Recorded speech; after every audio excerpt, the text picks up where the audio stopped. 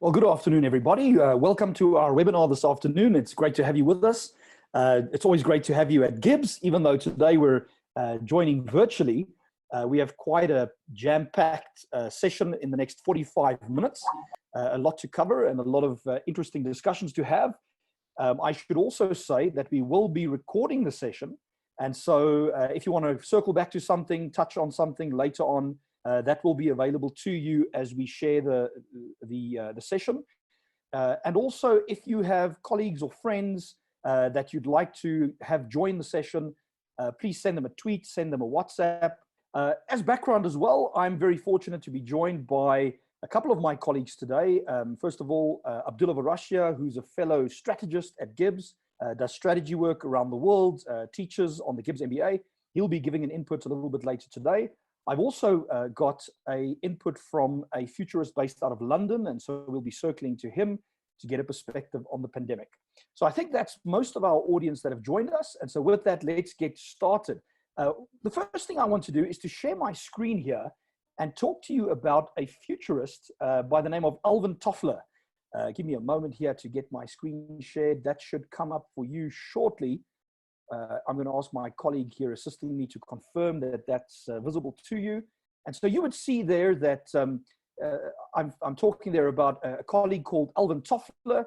Alvin Toffler is a futurist who in the 1960s, 70s, very famous, wrote a book called Future Shock.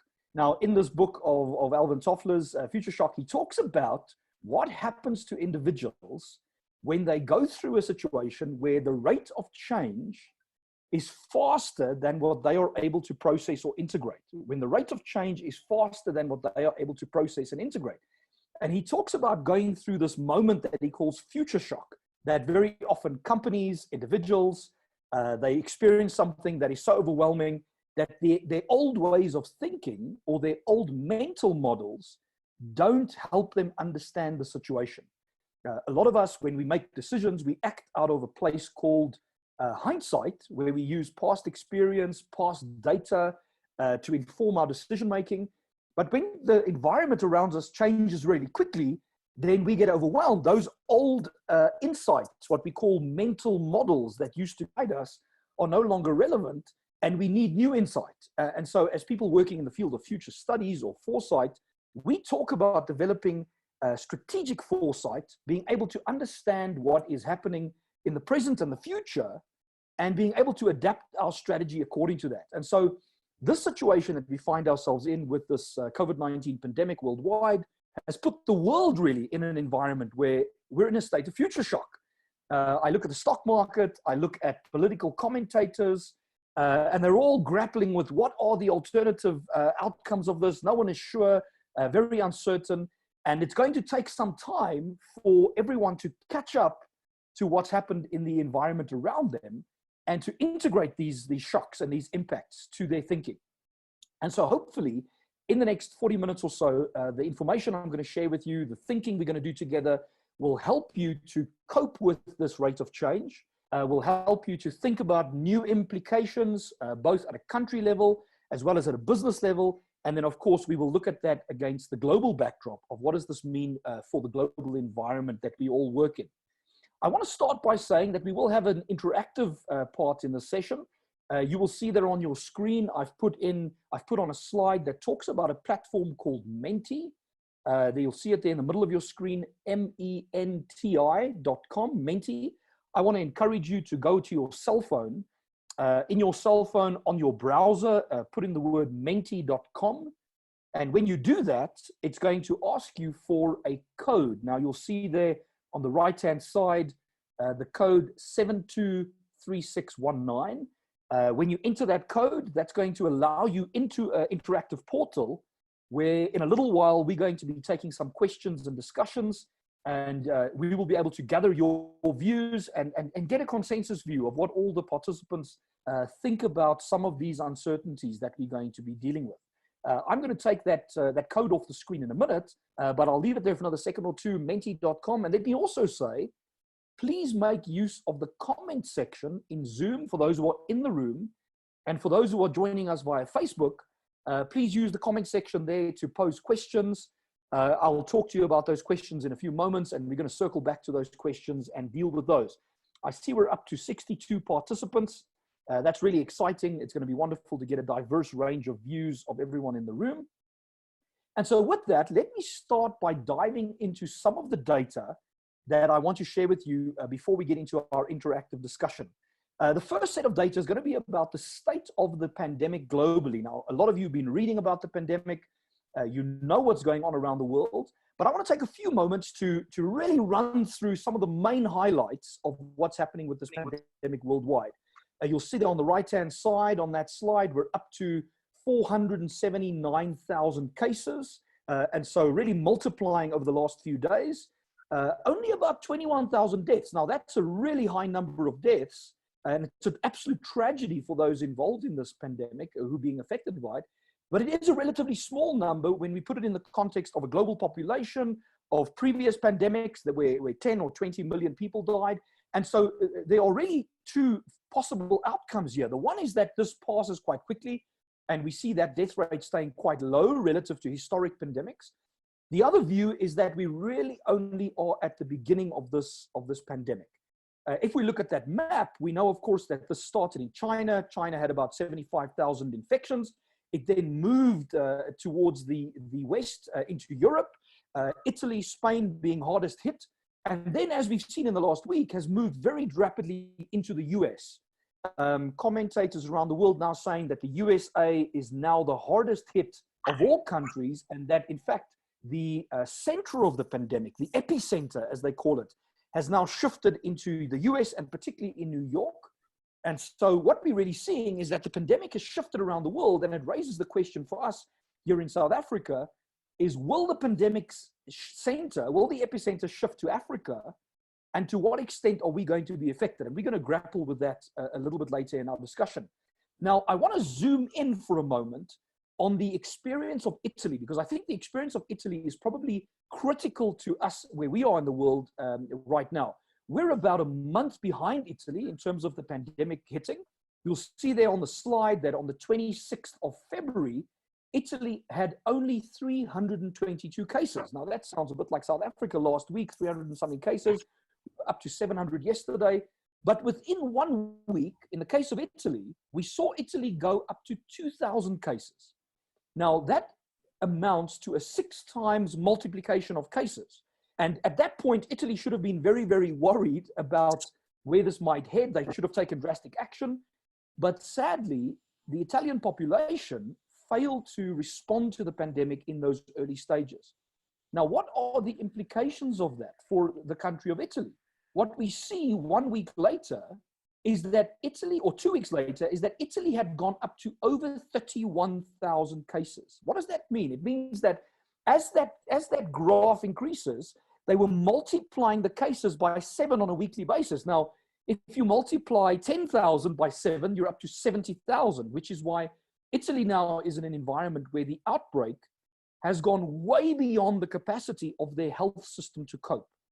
And it's for this reason that President Ramaphosa and the leadership team have made the decision to put the country into lockdown, because we find ourselves in that window between 1,000 cases possibly and 2,000 cases. And to the extent that we're able to clamp down on that impact, we're able to prevent a widespread, large-scale spread of the pandemic. If to give you a sense of that, how this has happened around the world, Gregory Dacko here saying it took 3 months to reach 100,000 cases globally. It took us 10 days to reach 200,000 cases. And it's taken us 4 days to reach 300,000 cases. So you don't have to be an epidemiologist. You don't have to be a statistician to understand that at the rate of that growth and at the angle of that acceleration, in 10 days from now, we might very likely be over 1 million cases because of that multiplication. Now, that is a crisis of epic proportions around the world, and we're going to get into the economic consequences of that crisis in a few moments. And let me encourage you once again, please post your comments in the comment section or your questions. Post them on Facebook. We're going to come back to those in a few minutes and look at them. So what can countries do about this pandemic? There's a great piece of research recently done out of the Imperial College London.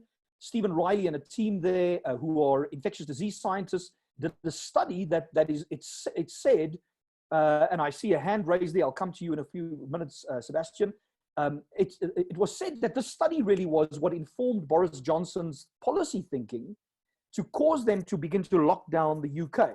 If you look at that graph, what they've done is they've said that if societies do nothing, in other words, in the top right-hand corner there, if they do nothing, that black line becomes the reality. What does that mean? It means that a country will need about 270 beds per 100,000 people in the population.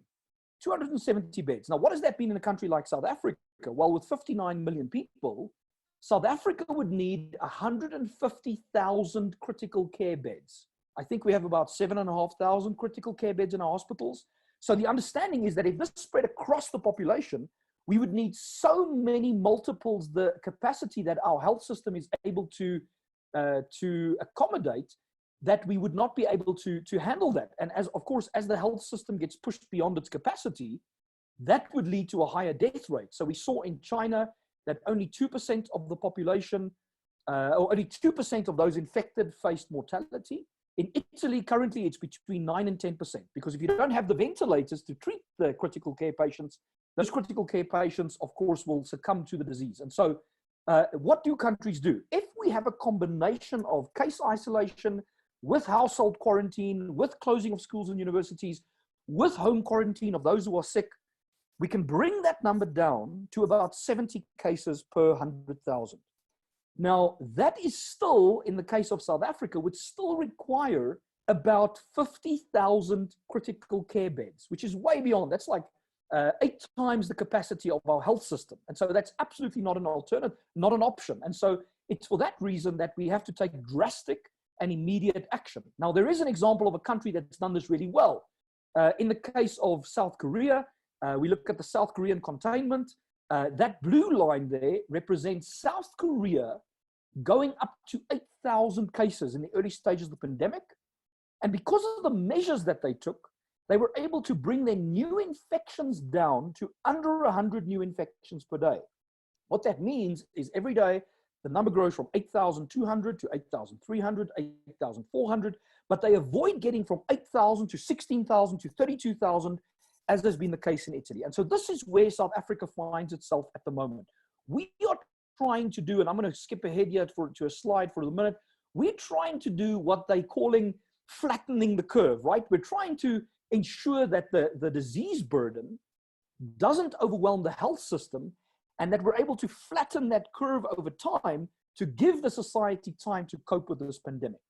Now, the question, of course, on everyone's mind is, how risky is this? I mean, can I go outside? Can I go to the store?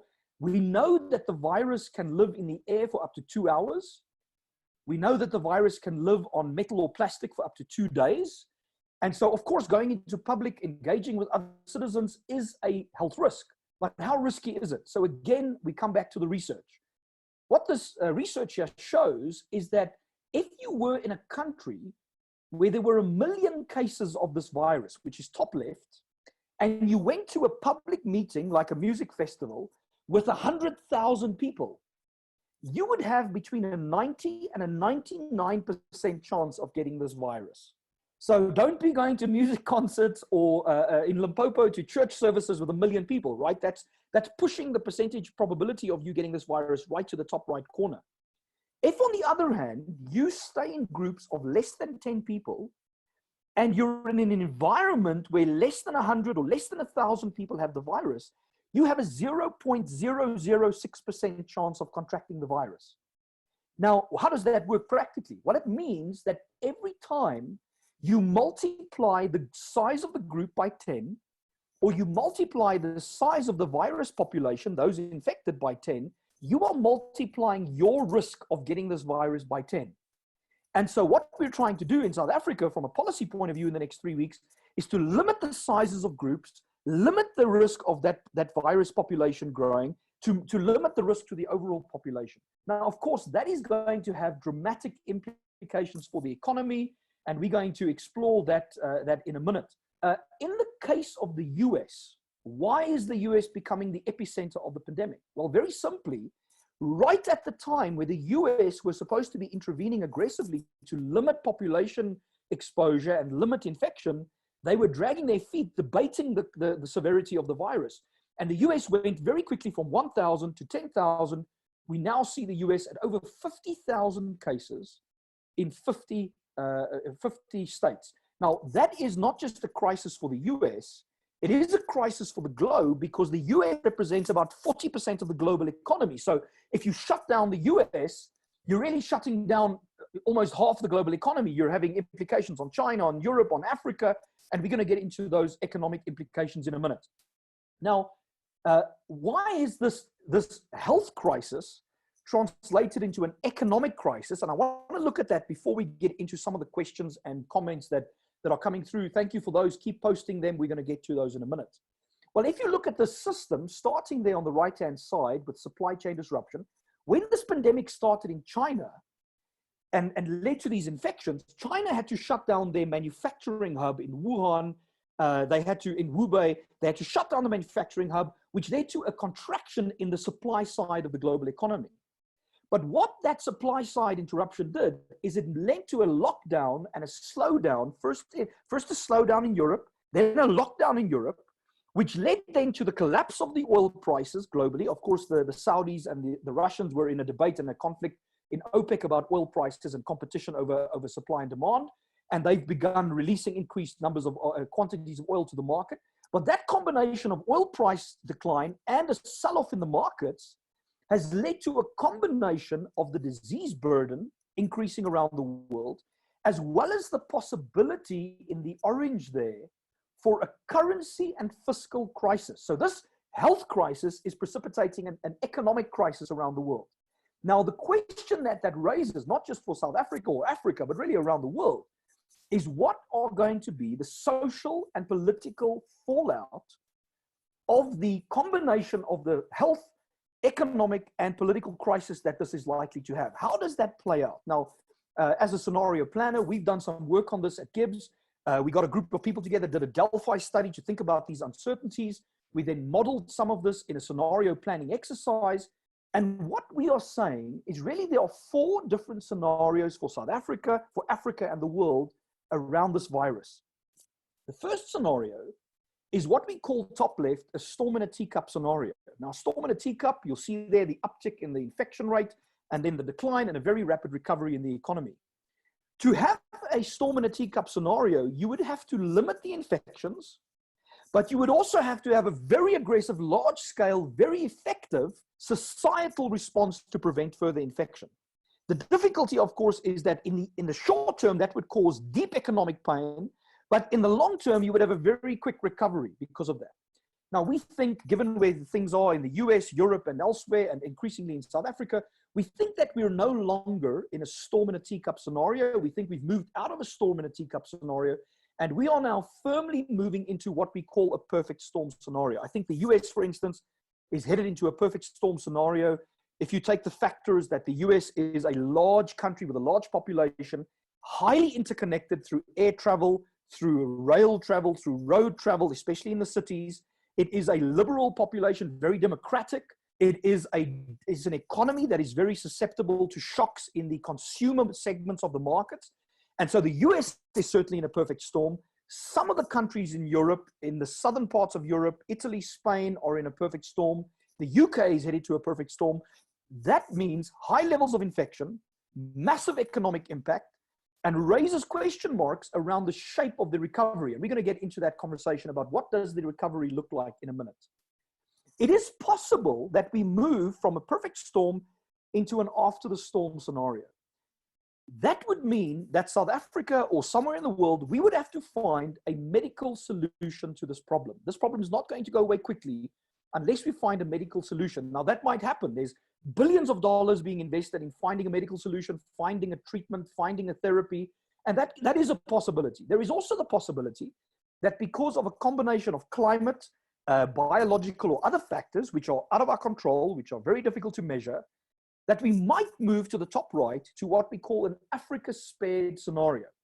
We think that the Africa spared scenario is unlikely, But climatologists combined with pandemiologists are saying that if we look at the patterns of previous pandemics, it might be that might be the case. Now, we're going to explore those scenarios together. In a minute here, we're going to take some of your questions, and I'm looking forward to taking those. And so to set us up for that, I'm going to show you a short video clip of some of the economic impacts that are already making themselves felt through this pandemic. Let's have a listen to what Ben Bernanke, the former federal chair of the US Federal Reserve, had to say. Of course, he was the one who navigated the US through the global financial crisis. Let's have a listen to what he has to say. Bernanke, if you could, I've seen you now say that you think this is like, but given some of the steps that the Fed is taking, and when she finally got how do you think about it? stop. Well, the financial crisis Phone, started. Of confidence in the financial system. and mother's voice called back. I'm in the cellar. That was strange. Economy.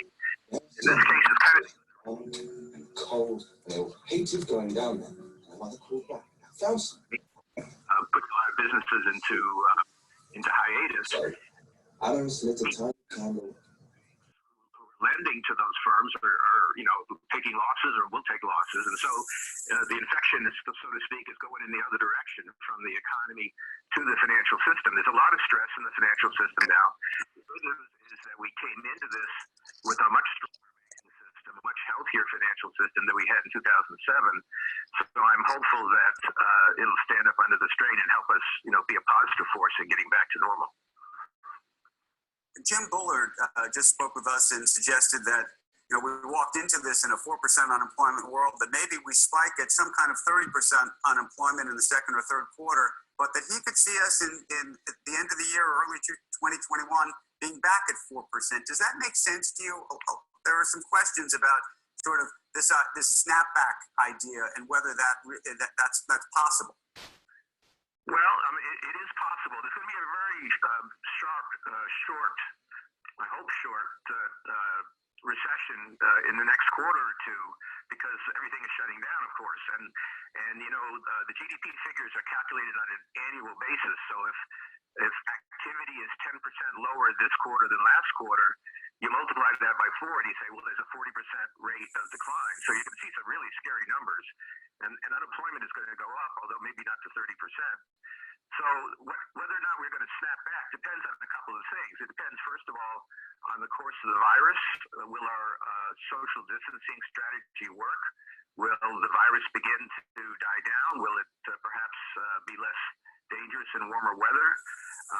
Will we bend the curve enough that the hospital system can handle the number of cases? So the length of time that we're shut down is going to be important. And then the second factor will be, can we keep the economy healthy or at least functioning throughout this shutdown period? And one of the things you mentioned, the Fed, what the Fed is trying to do is make sure credit is available. So lots of businesses which are losing revenue because they're shut down will still be able to survive, and when the all clear is sounded, they'll be able to start back up again. So if there's not too much damage done to the workforce, to the businesses during the shutdown period, however long that may be, then we could see a fairly quick rebound. But there's also the possibility that bankruptcies and people being laid off and or not finding jobs during the shutdown period means it takes longer for things to get back to normal. Right. So some real cause for concern. I'm going to comment on some of those things that were said in a minute. But what I want to do first is go to my colleague. Elrich Linde is a CIMA qualified professional out of London. He's been assisting me on some projects, and I've asked Elrich to join us today to engage with some of the questions, both on the Zoom platform. You've been putting your questions into the comment section, as well as through social media, Facebook, etc. Elrich, can you give us a view on broadly sort of what are the emerging trends among the participants in terms of questions that they have? Hey, Marius. Yeah, just looking through it, I'm picking up on the various, trying to pick up on the different platforms. At the moment, just the first comment, I don't know if you saw that, was can you maybe just go through your presentation in the presentation mode instead of the working mode? as it kind of limits the size of what everybody can see. But yeah, no, just want to encourage everybody, put on some questions onto the to everyone, so I can pick it up and put that in trends, and then I'm still working on the social platforms to see what we can get from there. Thank you, Ulrich, and we will certainly do that in presentation mode. There has been a glitch previously in doing that, so I intentionally avoided that, but we'll do that going forward.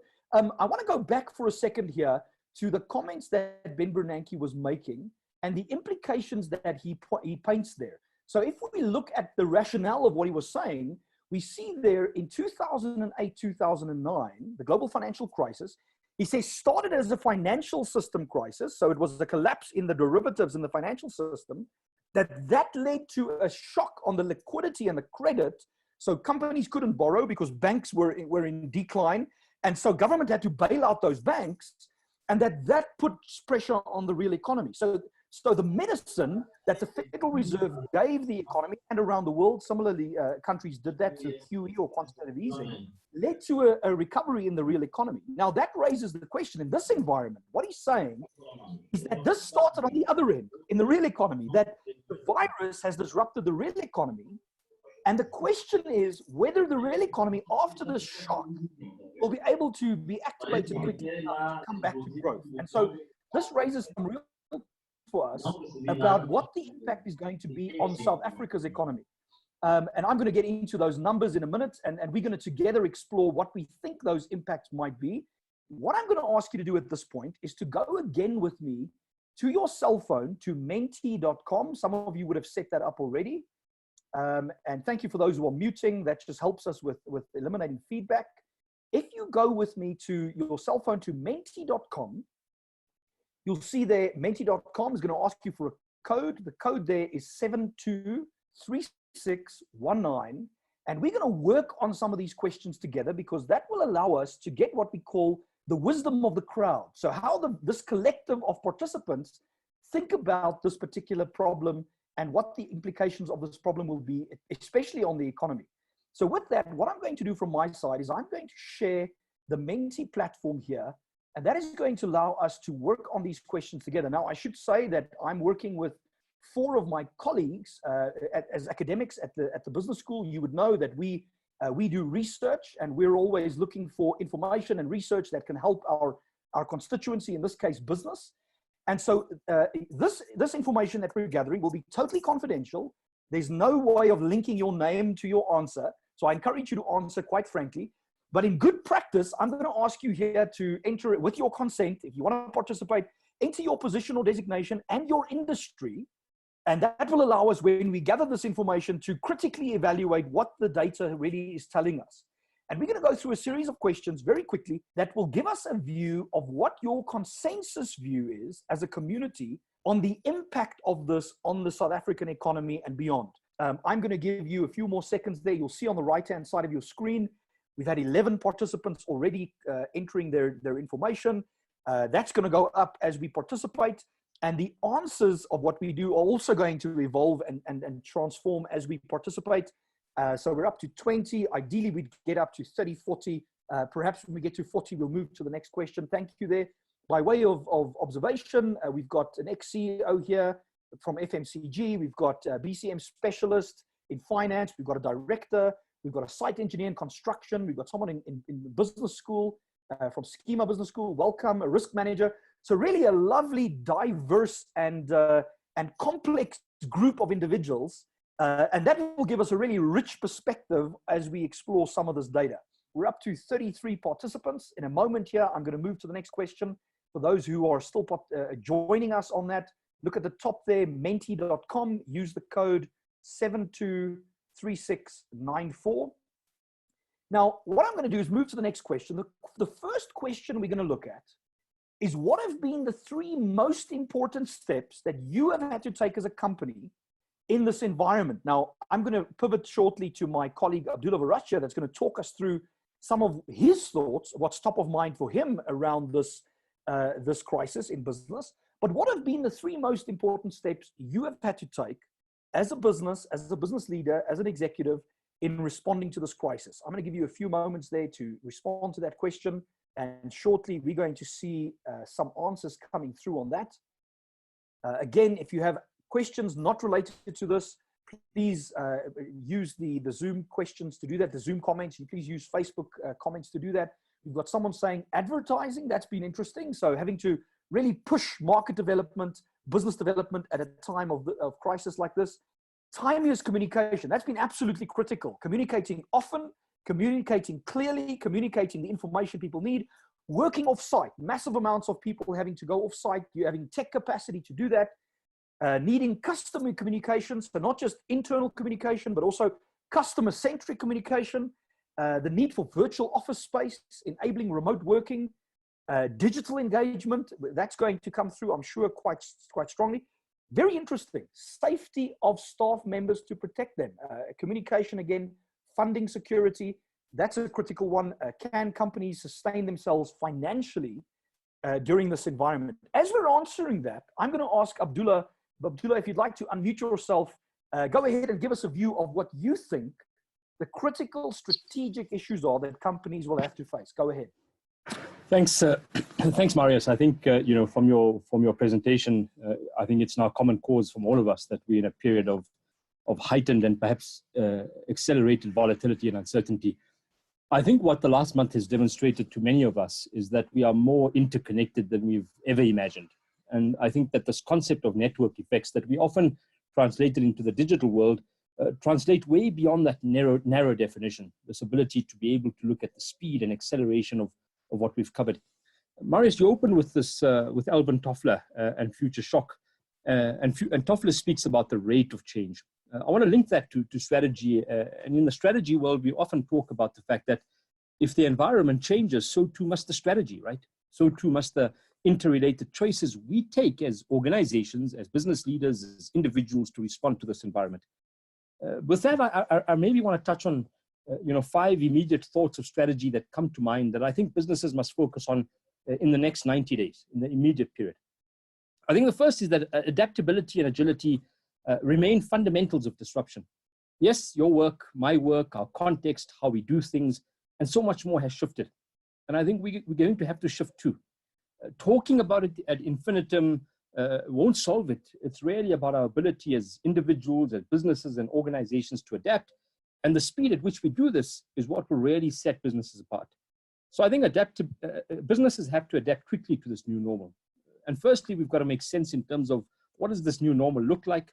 What is the impact on my company, our organization? What's the impact on our sector in the market that we operate in? And then really create a battle plan to adjust. I think the second, and Marius, we've done quite a bit of work in this space, is you've got to identify scenarios for what this new normal could look like and then build very specific strategies for 3 or 4 potential scenarios. So really map it out and then look at what it feels like for your business. What does it mean for your operations, your staff, your clients, your brand, your channel, your value proposition, your business model? Number 3, I think liquidity is going to be critical over the next 90 to 180 days. I think we as business leaders have to pressure test P&L and liquidity regularly. We've got to really manage outflows tightly and collect cash as fast as possible, enhance the efficiencies in every part of our operation. Number 4, I think we've got to create psychological safety for staff and clients because everyone is going through a heightened period of uncertainty and difficulty. And so it's important for us as leaders to bring our staff along this journey to the choices and adjustments that we have to make, that have to be made. And I think what's important is to be visible in our communications. We've got to communicate regularly.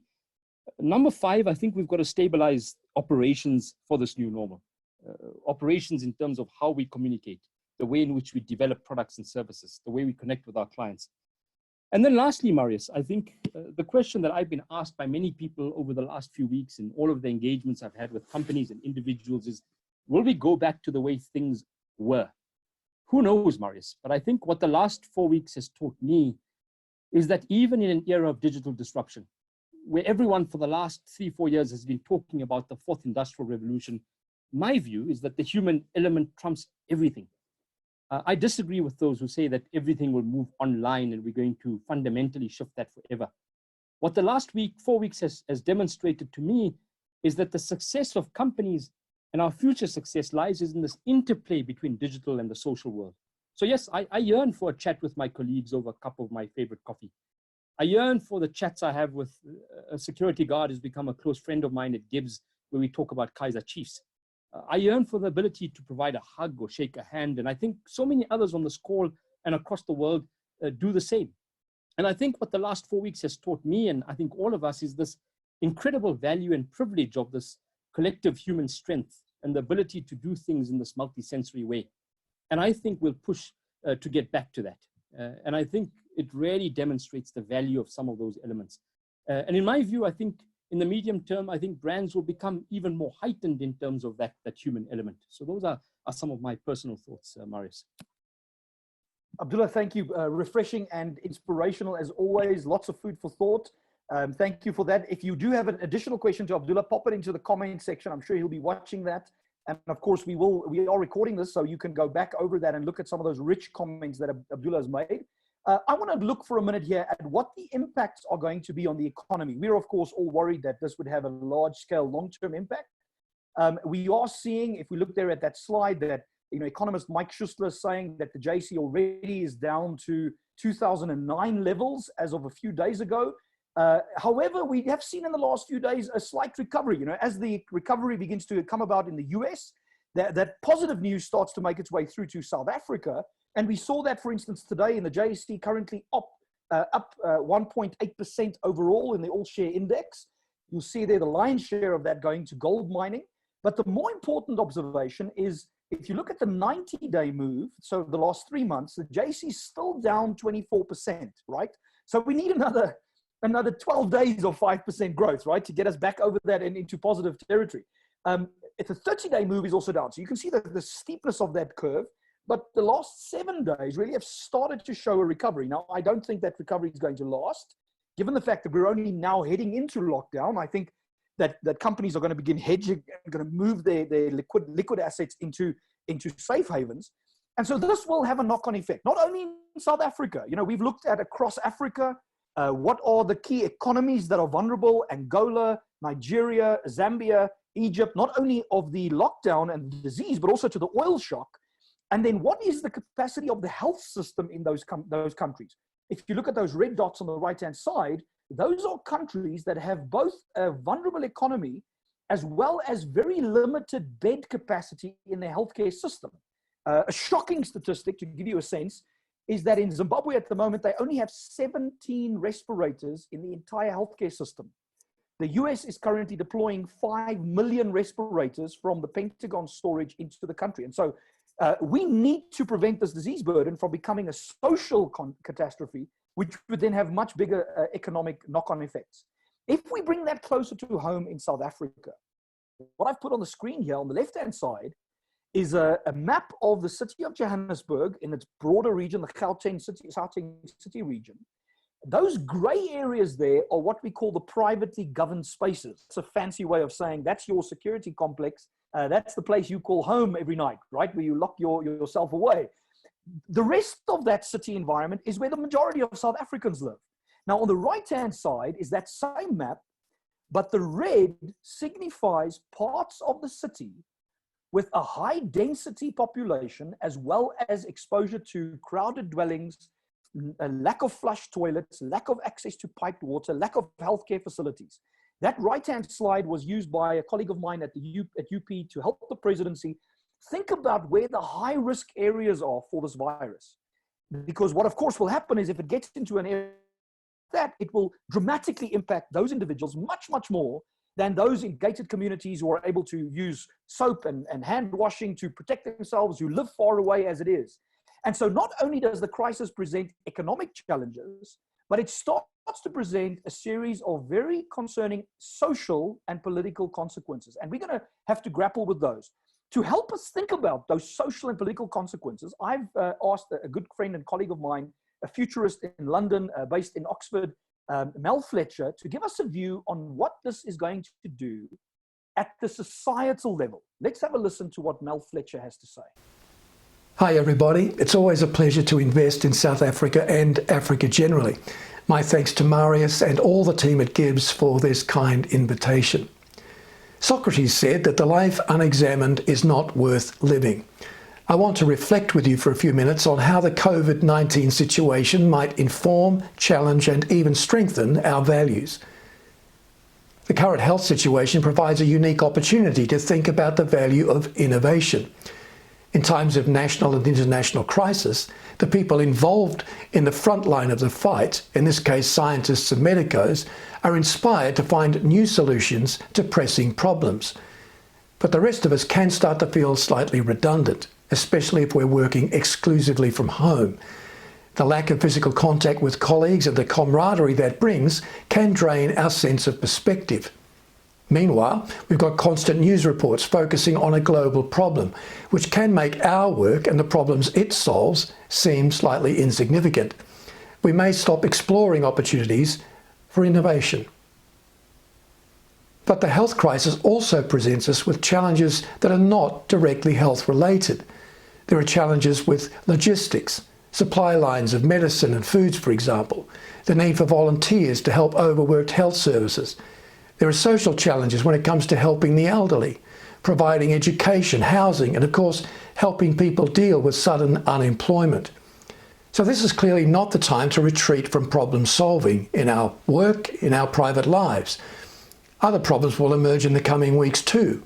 In some ways, those who look for likely human need beyond the crises will emerge with greater influence. You see, influence isn't a product of spotting trends before anyone else does.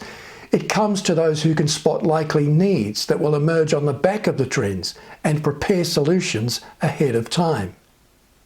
The COVID-19 emergency also gives us the opportunity to consider our autonomy, especially in the age of growing automation. Digital technology is providing hugely helpful benefits during this COVID-19 emergency, a fact that's illustrated well in this webinar. But for all of its benefits, not all of the effects of digitization are benign. In the next 15 to 20 years, we're likely to see 800 million human jobs become automated on a global basis. Of course, new technologies always create new types of work too. But the challenge this time is the speed with which automation will occur. Can we transition quickly enough from one entire livelihood to another? That's why we need to start teaching young primary school children problem solving and transition skills. We also need to equip adults with anxiety management skills, especially in this time. During this season, we might need to be more discerning about how we engage social media, especially calling out people who promote misinformation, which could help spread the pandemic. We might need to ask more questions about who controls the technologies we love and use. What are their motives? Often big tech companies provide services not for altruistic reasons, but to gather data, which is after all their primary currency. We might need to look more closely at the impact of cashless payment systems and the data they generate and their relationship with growing levels of digital debt in our society. Above all, we might need to reflect in this time on what technology, as helpful as it is, can do to our thinking and productivity. Jacques Ellul was Professor of Sociology at the University of Bordeaux. Writing in the middle of the last century, he noted that from the Industrial Revolution onwards, we started to reduce complex tasks to their simplest parts. We then built machines to replicate those tasks. Gradually, this search for efficiency became a primary goal in our lives. In the process, said Ellul, we sacrificed aspects of our essential humanity. Today, when we use a sat-nav, for example, we're only offered the most efficient route between points A and B. This is just what we need most of the time, but we don't get to explore what might be on either side of that line of efficiency, as we might if we used a paper map. Now, I'm a futurist, so I'm not advocating that we try to turn back any clocks or smash any machines. Technology is vital, even more so in the midst of a lockdown. But technology is not destiny. Our future will not be a product of the technologies we design, but of how we choose to use them. We may need to balance technology's impact on us by humanizing the digital and making extra time for reflection. Why not try to add one new non-tech experience to your schedule today? If we're willing to reinforce the value of both innovation and autonomy, we may find that this health emergency becomes an opportunity to create new solutions, reinforce our humanity, and rejuvenate our thinking. Well, I hope that's been helpful. I'm sorry I couldn't do this live. Thanks for your time. Bye for now.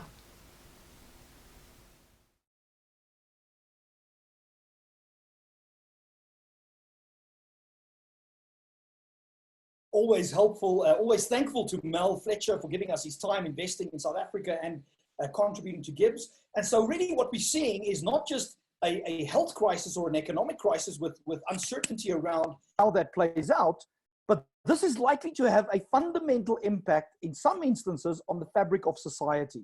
We see in a country like Iran, for instance, many of the very senior people in the Iranian regime being affected, scores of them, actually a couple of dozen of them having died. This may very well lead to regime change in certain environments that might even happen in Africa. It also has political impacts. If we look at Germany, the sealing off of their borders, which has major political impacts around the politics of the EU, for instance. And then, of course, in China, around the question of what is the role of China in the world. We may very well see after this pandemic that companies change their supply chains to be coming from Asia or Southeast Asia to diversifying those around the world. And Africa, if we position ourselves from a manufacturing point of view, may very well stand to benefit from those changes. Now, I want to go to back to my colleague here for a minute. Ulrich, do you have any questions that you want to share with us that may have come through the chat box? Others, let me circle to you quickly, Ulrich. Yes, Marius, I think two kind of trends coming out. The first one is, do you think that there will be any structural changes to the global economic landscape? And I think you just addressed that one. Tying in with that being, do you think that the short-term relief that the countries are giving will have an impact on the long-term structural challenge or changes? And then a second one would be, do you think that governments have sufficient agility to respond to these crises? Thank you, Ulrich. So great questions from what is a great audience. I do think that there'll be major structural changes to the global economy. I think that certain industries will be severely weakened, especially in the short term, and certain industries probably won't recover in the form that they were. You know, the airline industry has historically been an industry that is very dependent on government, prone to bailouts, etc. I think this will break the back of certain industries that will then re-emerge in a very different form. I think fundamentally it is likely to reshape global geopolitics, as we've already said. And it's likely to change the way that the West thinks about exposure to China, not just at a medical level or a health level, but the overall exposure in their health systems, to this kind of singular supply chain type of globalization to which we've become accustomed. There's also, of course, the risk of countries and governments not having the fiscal capacity to deal with this crisis. And so I want to circle back. I know we're running out of time, but I want to circle back here to our Menti platform for a second.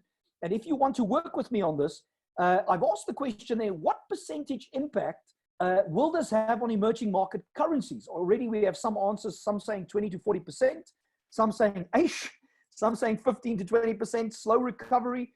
And as we work through these next three questions, we're going to get a view on what is that economic impact and how are we likely to see that play out in our businesses. So we've got there someone saying 15, someone saying 30. As you're answering those questions, I've done this exercise now with about 80 venture capitalists as well as fund managers, and I'll give you a view in a minute about what their view was. Some saying anarchy. I've never seen anarchy in the currency markets, but I guess that's possible. Again, someone saying ish. I think ish is becoming popular. And of course, as this word cloud changes, we're seeing where the emphasis is, where the majority of views lie around what this is likely to mean. Someone saying very innovative solutions. That's probably true. 30% seems to become the consensus view. We're up to 15 participants. We'll give time for another 10 or so to jump in and give us their view. Very interesting that the consensus view there is about 30. Now, that mirrors quite directly what the venture capitalists and fund managers said is about 30% impact on emerging market currencies. You can imagine what a 30% weaker a Turkish lira or even a Russian ruble might mean for those kinds of markets. And of course, raises questions about what the prospects are of the Rand. The Rand already weakened somewhat, not quite that big an impact. But it also depends, of course, on the shape of the recovery. It might be that Africa is spared and then the emerging market currencies from our part of the world are less affected. But I think the consensus view is about 30%. The second question there, impact on South Africa's GDP. You can put a positive or a negative. I doubt anyone will say it will be positive. But what do we see as the negative or the positive growth rate implication for the GDP? Is it 1%? Is it 5%? Is it 20%? Let's see if we can come up with a consensus view from this astute group and get a view on what that might mean for us. Of course, negative comes through immediately, minus 1%. Someone says 8%. I'm not sure if they mean positive 8 or negative 8. We'll see as the consensus view emerges.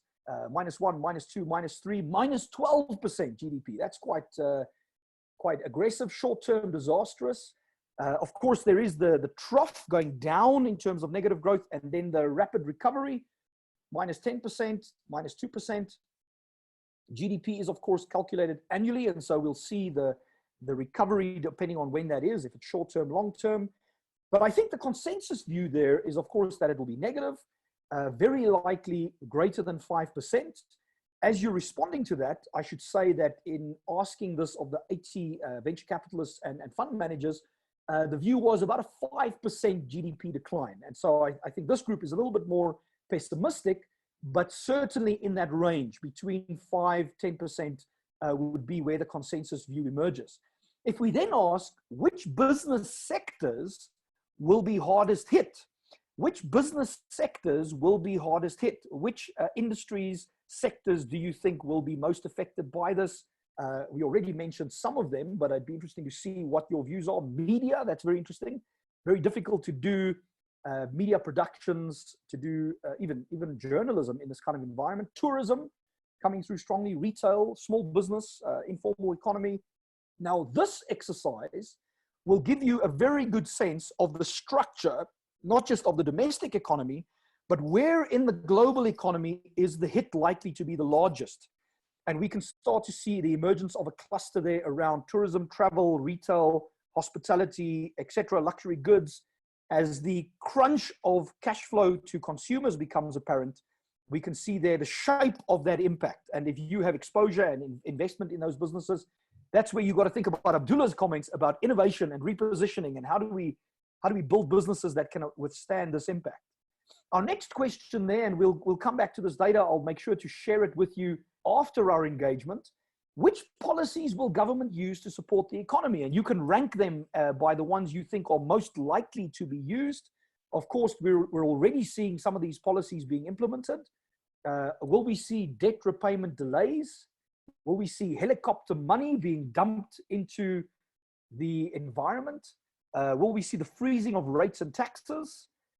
Will we see industry bailouts? Let's have a look at what countries will do. Of course, this depends on whether the country has the financial capacity to do this. South Africa was, prior to the pandemic, already in a financial position of running at a deficit with large levels of sovereign debt, up to 95% if you take the SOEs and the municipalities with that. And so very little capacity to respond to this, really looking to the private sector and civil society to support, whereas the US is taking the route of just printing money in the Federal Reserve in that instance, but having the economy to back up that QE, as they call it, quantitative easing. So there's a consensus view emerging around debt repayment delays. Now that, of course, means that your credit gets extended for a period of months and that you pay that off eventually over time. Industry bailouts where possible, freezing of rates. And so we can start to see the shape of what that policy intervention is likely to take. Businesses in your portfolio. Now, this might be at an individual level. It might be in the company you work or in the industry you work. Will businesses in your portfolio experience A, a cash crisis, B, a supply chain disruption, and C, a demand side collapse? And how strong will that be relative to the other? Will it be mostly a cash crisis, or mostly a supply chain disruption, or mostly a demand side collapse? How do you see this playing out for your business in terms of impacting your market, your cash flow, your ability to stay in business? How will this evolve? And so we're seeing there the emergence of a consensus view that says 8 out of 10 or 80% or 4 out of 5 people saying this is about a cash crisis. We need to find a way to restructure our cash flow. About half saying this is about a supply chain disruption in the short, medium term.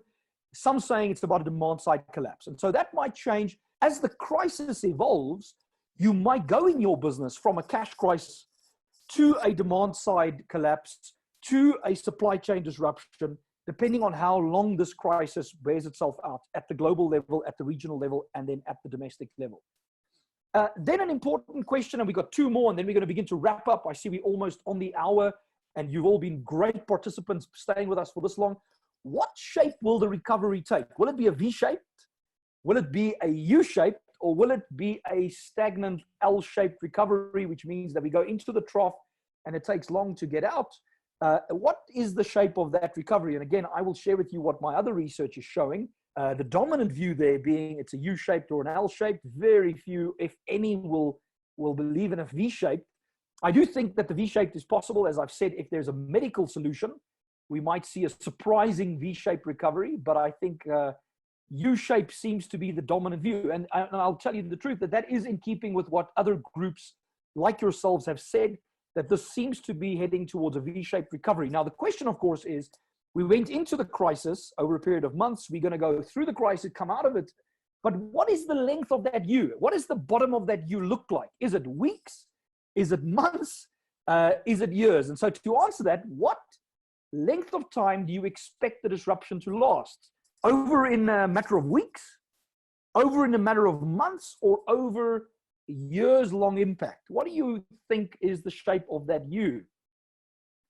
As we participate in that, it's very interesting to see the shift in opinion. And I must say, other groups that I've worked with have, the view has been dominated by over a matter of months. And so this group in particular, feels a little bit more negative about the possibility of coming out of this crisis in the medium term. And that in and of itself is interesting. I'm going to skip a couple of questions here just in the interest of time. And that takes us then to this final question. What political effects do you expect in South Africa and abroad? Is this a crisis that is going to cause politics to fracture? Is it going to cause populism? Is it going to cause unity? Is it going to cause whatever you think? In some instances, you might think something more radical or something more mundane. Someone says alignment, socialism. So that's very interesting. We have seen governments intervening aggressively in the economy, being willing to pour money into the health system, into the economic system, really buying up large industries, government buying up those industries to try and support them. Someone says the potential for more unified citizenry, unity. That's great to see, a rise of populism, someone says. And so really a mixed bag of political outcomes that we see for South Africa and other countries. But I do see a theme emerging there around unity that is likely to affect us. And so with that as a background, I'm going to start wrapping up here. And to wrap us up, I want to take us to two more slides that I think tell a story not of the disease side and not of the economic side or the political side, but tell an interesting story about the social side of this crisis. If we go here back to our slide lastly, I found this coming out of Italy. This is very interesting. As the country ran out of beds and ran out of ventilators, I found this saying, this priest suffering from the coronavirus gave up his ventilator to give a younger patient an opportunity, and he passed on. His name was Don Barardelli, and I want to sort of say that we've done this webinar in his credit. He was 72 years old, and I think he demonstrates a kind of behavior in society that perhaps represents the solution to the virus, not just short-term, getting over the disease and getting through the economics, but maybe the only way we're really going to get out of this in good shape as a country and as a world is if we take on some of this attitude. And so with that, I'm going to leave you with one more video. This is a video that I found this morning that was wonderful and inspiring by some artists who are stuck in their houses here in South Africa who sent this video. I hope you enjoy the video, and I look forward to re-engaging with you shortly as we go through this together.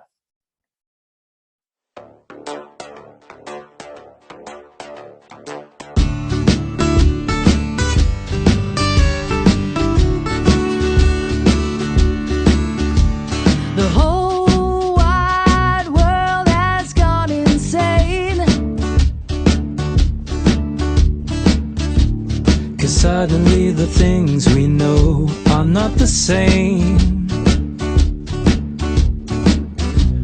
but that doesn't mean we lose control.